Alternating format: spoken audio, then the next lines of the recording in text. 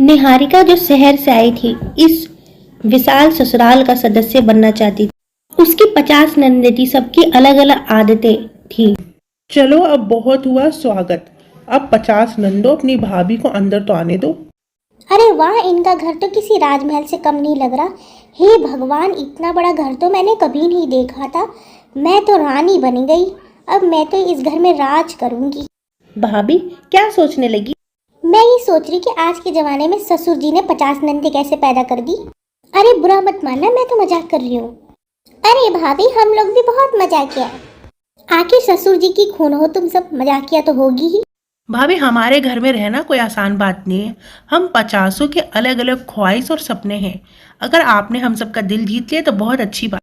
अरे तुम सब इसे क्यों घेर कर खड़ी हो? ये बहुत थकी हारी होगी, आराम तो करने दो तुम सब इसे। निहारिका अपने कमरे में जाकर आराम करने लगी। भाभी को आते देख अच्छा हुआ आप जल्दी उठ गई, मुझे ब्लैक टी पीने की आदत है। मैं अभी आपके लिए चाय बना कर लाती हूँ। निहारिका किचन में जाती है और अपनी ननद के लिए चाय बनाकर दे देती है। फिर दूसरी ननद भी फरमाइश करती है, जल्दी से मेरे कमरे में जाकर मेरे कपड़े प्रेस कर दीजिए, मुझे बहुत देर हो रही। ठीक है, मैं तुम्हारे कपड़े प्रेस कर दूंगी। निहारिका एक ननद का काम करती तो और नंदे भी पीछे पड़ जाती। सब अलग अलग फरमाइशें करने लगी। कभी सासू माँ कुछ बोलती। निहारिका फंस गई। वो इस ससुराल में एक ही दिन में एडजस्ट नहीं कर पा रही थी, पर वो सबका काम कर रही थी। बहुत परेशान हो जा रही थी। सब नंदे से अजीब और गरीब सवाल पूछती और ये उन लोगों से दूर भाग। ठंड और शीतलहर बहुत बढ़ गई है। आप लोग घर से बाहर ना निकले, भयानक तूफान आने की आशंका है।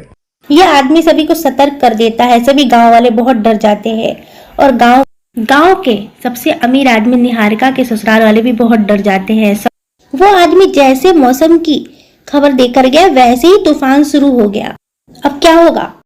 हमें सबको बचाना होगा। हम 51 लोग हैं, गांव में सभी की मदद करें। भाभी हम क्या कर सकते हैं? निहारिका की वजह से गांव के सभी लोगों की जान बची और 51 लोग मिलकर गांव में सभी लोगों को सहायता करे। गांव के लोग भी बहुत तारीफ करने लगे। निहारिका और उसके नंदों की बहुत ज्यादा तारीफ हुई। निहारिका एक बहुत ही अच्छी बहू साबित हुई और नंदों का भी नाम रोशन किया।